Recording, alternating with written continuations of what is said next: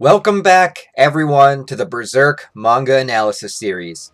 It's been an absolute joy to go through this manga with you guys and to share all of my thoughts and feelings while I discovered every portion of what Miura put on the page to offer the world. It's been quite the journey to get through as much as I have, but there is still a decent chunk left to cover, and that is none other than the Fantasia arc. Quite an odd arc to talk about overall, though, for a number of reasons, but the most obvious being that, well, it's not finished yet. The Fantasia arc of the manga started in October of 2009, and now 11 years later, as of the recording of this video, it's produced only 6 volumes worth of content. To put that into perspective, the previous 11 years, from 1998 to 2009, spawned about 20 volumes worth of content. So needless to say, Berserk's release schedule has suffered a devastating blow within the last decade or so. Multiple reasons for this exist, but the ones that you'll hear most often are, one, because of Duranki, another ongoing manga series created by Kentaro Miura that premiered in 2019. And most people think that Miura is using that series to help train his assistants to better match his art styles to ultimately have them work on Berserk. But other sources point to Miura being a very prideful person about doing Berserk himself, and if the artist did work on it at all, it would be mostly backgrounds and ancillary characters. Nobody is allowed to touch Guts' handsome jawline and muscles but me. And I completely understand that. There's also the ever cringy joke of Miura playing too much Idolmaster to work on Berserk, because he mentioned playing the game in an interview once. We also need to take into account the man's age. He's 54 now, and he's been making manga since he was 10 years old. Not to mention, Berserk has been around since about 1989. Berserk has been around as long as I've been alive, so, maybe it'll end the year that I die. I've always kind of thought that in the back of my mind. But anyways, who knows? But fans that have been following the series for a while know the true struggle and theme of the series has been the wait for new chapters through various hiatuses, and the fact that the majority of them happened while the story had Guts and his merry band of travelers on a boat heading towards the Elf Island, making it the longest boat ride in the history of manga. Until Hunter x Hunter tops it in a few years, I'm pretty sure. But besides the outside, real-world problems of the Fantasia arc and its release schedule, there are also things that make the Fantasia arc very odd in its own universe, and things happening that make people think that Berserk has gone downhill starting at this point. Well, first we have a side quest story involving an island and a sea god, but it's not like Berserk hasn't done stuff like this before.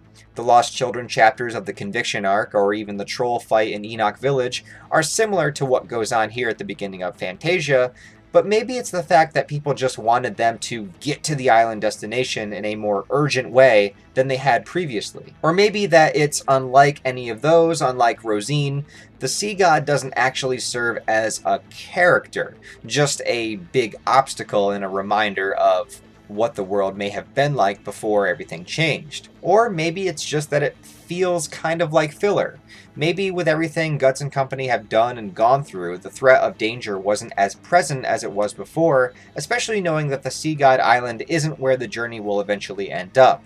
After all, the first part of Fantasia is called the Elf Island chapters, so you know they're going to get there at some point anyway. Maybe it's also the introduction of more magical characters, not the least of which on the island that has been coined by some fans as Lolly Witch Academia. And it goes hand in hand with a complaint that Berserk has gotten too cutesy with a bunch of little girls and exaggerated chestnut puck jokes, as opposed to its more darker, brutal origins. There's some merit to this, but I would also argue that the Dreamscape was pretty dark, and also I think the long gap in releases makes people more frustrated since in real-world time, it's been a long time since there's been any big action moments in Berserk. And we also happen to have Guts in a stage in his life where he has pretty much conquered his Black Swordsman persona, with the exception of a few moments, and pretty much what we have to worry about now is the Beast of Darkness aspect of his personality rising to the surface, more so than his standoffish, kind of brutal nature that he had before. But I digress.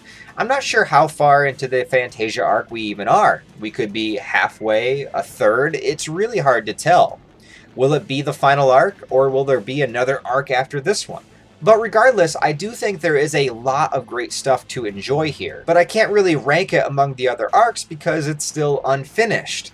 But I can tell you that there are plenty of scenes and moments that I cannot wait to discuss with you guys. So without any further ado, let's get started. I also want to mention that the word Fantasia means something considered weird, unreal, or exotic. And musically, it can also mean a compilation of different things. Fitting now that the world of Berserk consists of a merger of the physical and astral worlds. So remember, we are now on a complete entire planet that is overrun with supernatural creatures. Unlike the occasional troll or ogre seeping out into the physical world, now we have hundreds, perhaps thousands of them here alongside with every other mythical creature that humans have come up with in their nightmares. The only safe haven in the world right now known to mankind is the kingdom of Falconia, which has risen from the ashes of Old Midland and is ruled by none other than Griffith himself, a paradise and a sanctuary for all mankind and apostlekind. And far, far, far away from any of that, on the ocean, is a giant warship known as the Seahorse, captained by the boss Chadman himself, Roderick, the true main character of Berserk. Well, I wish. And let's try to remember everybody that's on board, shall we? Roll call! Long John Silver? Aye, aye, sir! Guts. Aye. Casca. Aye. Farnese. Yeah. Serpico. Aye. Shirke. Isidro. Aye. Sweetums. Aye. Puck. Huh? Ivalra. Aye, aye. Azan. Aye. Magnifico. Aye, aye. Big fat ugly bug-faced baby-eating O'Brien? Aye. And a whole bunch of crew of Rodericks that are basically there to be in the background and steadily be killed off from time to time. And following Roderick's ship is the pirate ship that Roderick had easily defeated before with his expert skills of badassery. The captain seems dead set on trying to redeem himself from his loss, to the dismay of his entire crew. But they do mention the strange wind that they felt and how things have been unsettling ever since. It's a superstition, perhaps, or perhaps we have the origin of a demonic villain so annoying that he puts Zondark to shame. I don't know, you tell me. But I also just want to point out this sweet page of a sea monster popping out of the water and having a bird for dinner. It's pretty awesome. And maybe it should have been a hawk. On Roderick's ship, Shirke is deep in a meditative trance while Isidro and the elves draw some pirate makeup on her. The best part, though, is when Farnese walks in and thinks it's part of a ritual for a new spell. I mean, I get that she's excited about learning magic and all, but I'd like to think she's at least being a little bit sarcastic here. Whatever Shirke was doing, she seems to have concluded that the wind that they felt and were struck by did unleash astral monsters onto the world, and informs Roderick that the pirate ship on their tail contains something other than human. And of course, Roderick, the badass that he is, decides to go ahead and continue the battle anyway. He's like, oh, what, more monsters? Like the ones we fought in Vertanis? Gotcha, no problem. Man your battle stations. This guy is a friggin' G, I'm telling you. If not for Guts being, well, you know, Guts, Roderick is the most manly character in this entire manga. So we learn that the pirates and their entire ship have sort of become absorbed into part of a larger sea creature. The boat itself moves like an animal, avoiding cannon fire, and the pirates show themselves as what I consider to be looking like rotted seaweed type creatures. And of course, Bonebeard recognizes Isidro and Azan from their little skirmish on the docks of Vertanis, and this brings up some deep-seated insecurities in him about his business being destroyed by them and his human trafficking I think he was doing or something. I don't know, he should really talk this out with someone. Now I know this pirate character is annoying as hell, and he won't be getting any better, and yes, I understand the intent is for him to be annoying, but he succeeds so well in that aspect that it's almost sometimes unbearable and kind of makes me miss Adon Korbowitz, and even I kind of miss Zondark too. Zondark. When the sea creature rises its tentacles from the water, things get really good. The tentacles themselves look like hands, and can even pick up members of Roderick's crew and eat them independently as each one has its own mouth and eyes attached. And for a while it's a downright massacre. all leading up to Guts' heroic shot, first showing this POV of him walking up the cabin stairs, cracking his neck, and then showing several tentacles being absolutely eviscerated, all before this beautiful page of Guts acting so casual about it all. From there, as you can expect, Guts tears shit up as he usually does, and Bonebeard asks the questions that we all wonder. He then calls the rest of the creatures, and we see its true gaping mouth, and I got to wonder, we're dealing with pirates here anyway, but this creature looks so similar to how the Kraken looked from the second Pirates of the Caribbean movie.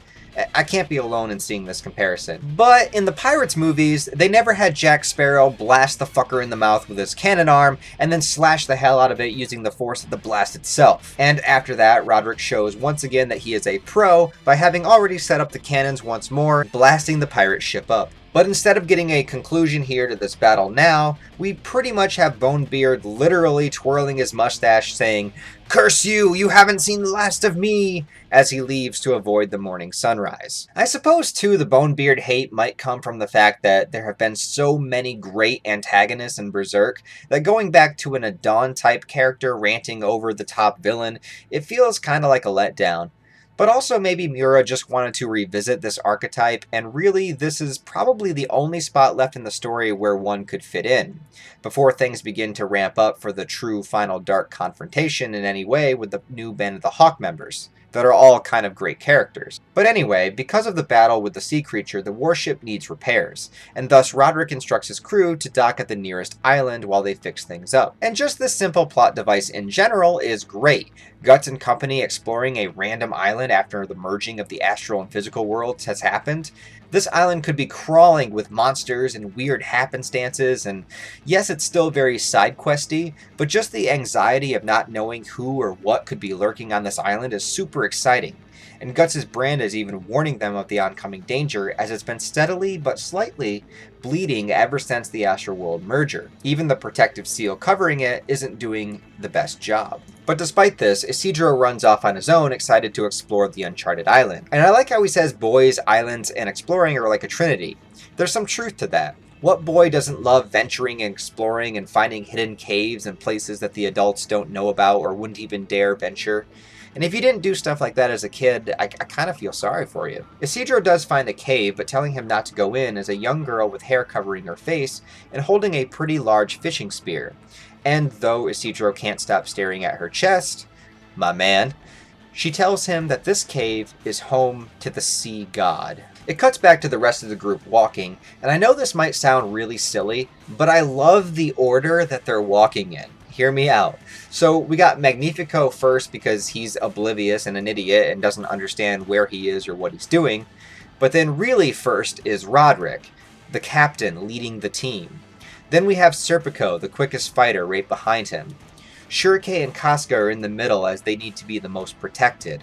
And Guts behind everyone, which is like how in a pack of wolves the alpha will sometimes walk last in order to make sure everyone is safe and moving forward. I don't know if the order of their walking was really meant to be anything profound, probably not, but looking at this panel, I was just like, yo, this is perfect. Serpico questions Roderick about leaving his ship, but Roderick has complete faith in his first mate, and also, as the man that he is, feels like it's his duty to escort the women through the island. Take notes, gentlemen.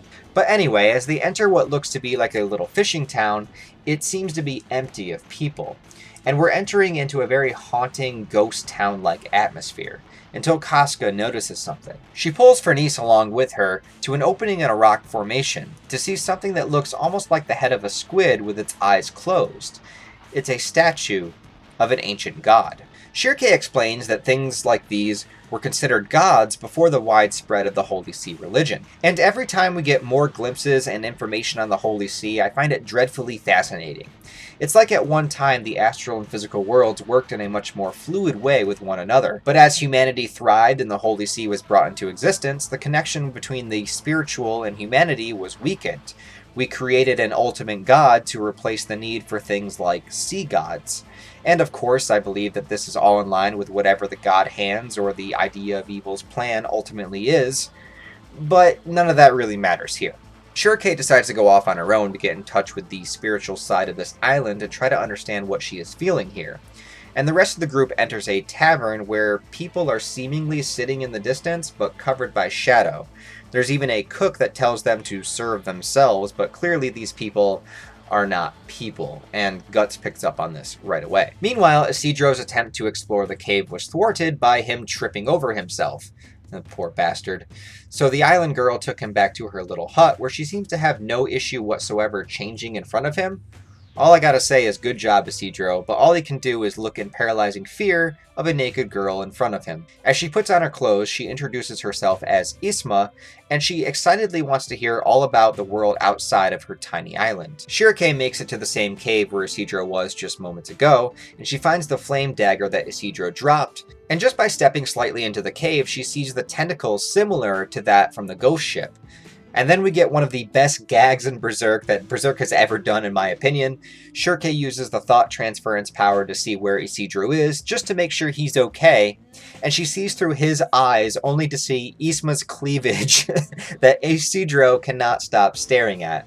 And I'm sorry if this is lowbrow humor, but I laughed my ass off when I was reading this for the first time. And hey, you guys should be happy. I'm enjoying Isidro humor. Come on now. So as Isidro tells Isma all about how heroic he is, and has been in his travels, Shirake arrives to the house finding him and disapproving of him and then blaming him for her being attacked by the tentacles. Isma jumps with excitement at seeing Shirake, asking her the same questions about their adventures.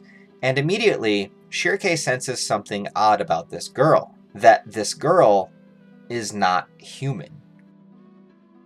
And that is where I'm going to end the first part of the Fantasia arc for you guys. Thank you so much for continuing to support me on this journey and to continue this analysis series along with me. I'm finally in the Fantasia arc. I know you guys have been waiting for it, and we're going to get through as much as we get through until we catch up with Berserk, and then we just have to wait for Miura. So once again, thank you guys for watching this video. I really do appreciate it. Please give it a like, give it a thumbs up, share it with Berserk fans, tell your friends, drink your water, get your sleep, do your push-ups, and I'll talk to you next time.